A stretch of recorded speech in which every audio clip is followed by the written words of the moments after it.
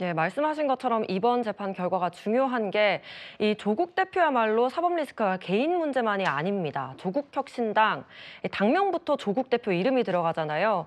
조국 대표가 당의 구심점이자 정체성이라는 건데 어제 조국혁신당에선 대법원의 파기환송 결정을 기대한다 이런 입장을 좀 내놓기도 했습니다. 변호사님, 파기환송 가능성 좀 얼마나 되겠습니까? 개인적인 판단입니다만 파기환송 가능성 그렇게 높지 않다라고 보고 있습니다.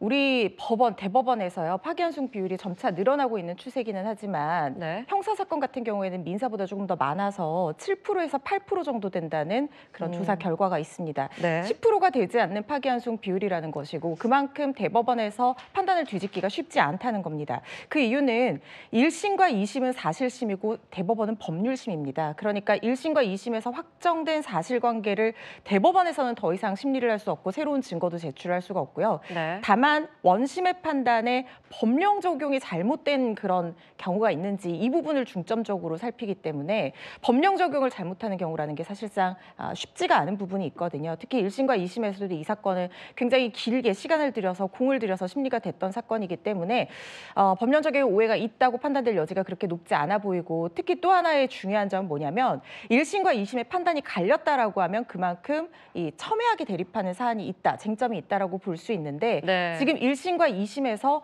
동일한 결론이 나왔단 말이죠, 사실상. 그렇죠, 네. 그렇기 때문에 대법원에서 이 부분을 달리 볼 여지가 그렇게 높지 않다고 생각을 하고 있습니다. 예, 파기환송 가능성이 높지 않다면 최악의 경우를 생각하지 않을 수가 없을 겁니다. 지난 6월 조국혁신당 창당 100일에 조국 대표가 이런 입장을 밝혔습니다.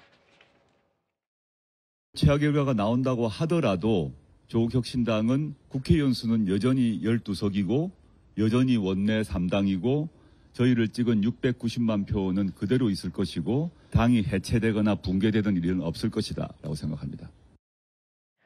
예, 최악의 결과가 나오더라도 이상이 없을 거다라고 이야기했는데 여기서 말하는 최악의 결과 아무래도 의원직을 잃고 조국 대표가 법정 구속이 되는 그런 상황일 겁니다. 그런데도 무너지지 않을 거다라고 하는 거죠.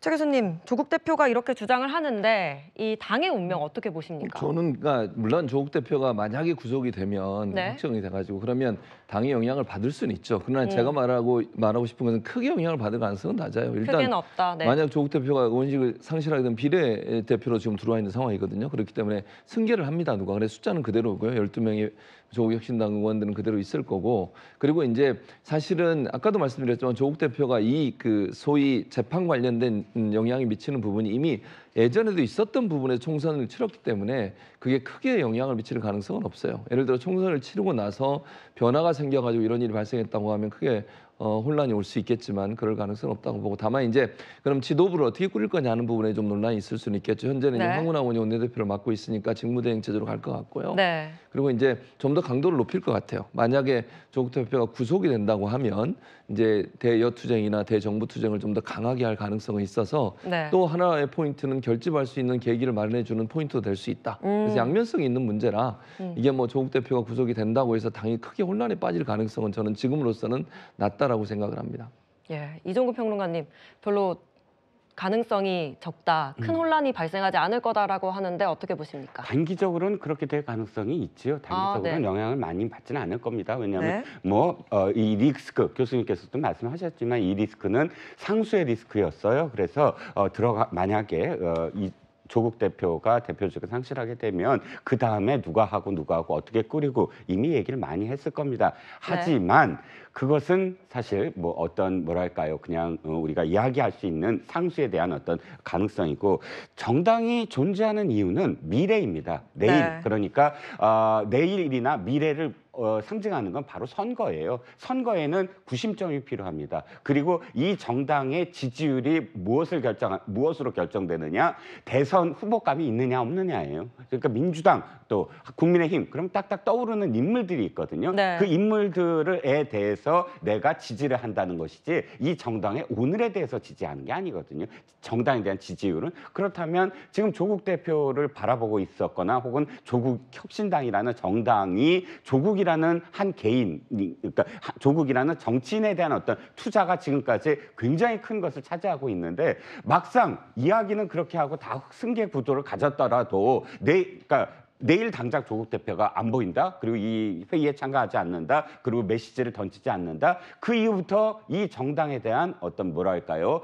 이 메신저로서의 역할 또는 뭐 앞으로 네이버 같은 그런 포털 사이트에 나오는 기사의 비중 이런 것들이 현저히 떨어질 수밖에 없거든요. 그렇기 때문에 정계 개편 가능성이라는 기사가 오늘부터 나오기 시작하는 것도 사실 조국혁신당의 구심점이 사라졌을 때 과연 대안이 있느냐에 대한 반문 때문에 나오는 결과라고 저는 생각을 합니다. 네, 다음 달 12일에 2019년부터 5년간 이어졌던 조국 사태 종지부를 찍을 수 있을지 관심이 쏠리는데요. 조국 대표와 조국 혁신당의 운명을 좌우할 대법원 3부의 주심, 바로 엄상필 대법관입니다. 엄 대법관, 정경심 전 교수가 2심에서 징역 4년을 선고받을 때 재판장이었다는 점이 주목을 받고 있는데요. 엄 대법관, 이번 판결에서 좀 변수가 될 수 있을까요? 법관은 법과 양심에 따라서 현출된 증거와 사실관계를 바탕으로 판단을 해야 되고 아마 엄상필 대법관도 당연히 그렇게 할 거라고 저는 믿어 의심치 않고 있습니다.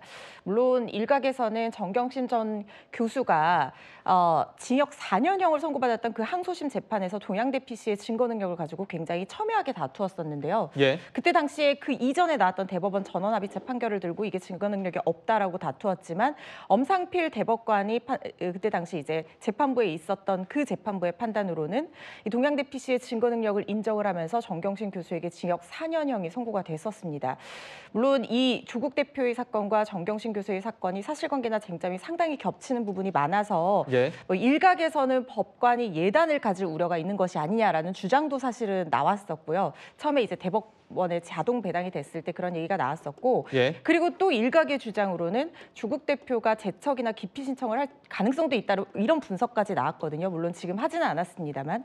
그런데 이 재척이나 기피 신청의 대상이 되는 예단을 가질 만한 심증이 있는 사유라고 하는 것은 조국 전 대표의 이전 재판, 전심 재판에 엄상필 대법관이 관여를 했었어야 되는데 사실 관련 사건에 관여를 했다는 것이지 조국 대표의 재판에 관여를 한 상황은 아니기 때문에 예. 재척 사유나 기피 사유는 되지 않을 것 같고요. 그리고 저는 오히려 관련 사건에서 이렇게 한번 심도 깊게 사건을 들여다봤던 판사가 이 사건을 다시 맡게 된다고 하면 사건에 대한 이해도가 훨씬 높기 때문에 이 무죄를 판단할 수 있는 그런 어떤 영역도 훨씬 더 넓어지고 더 심도 깊은 사건의 분석이 가능하다는 생각이 들어서요.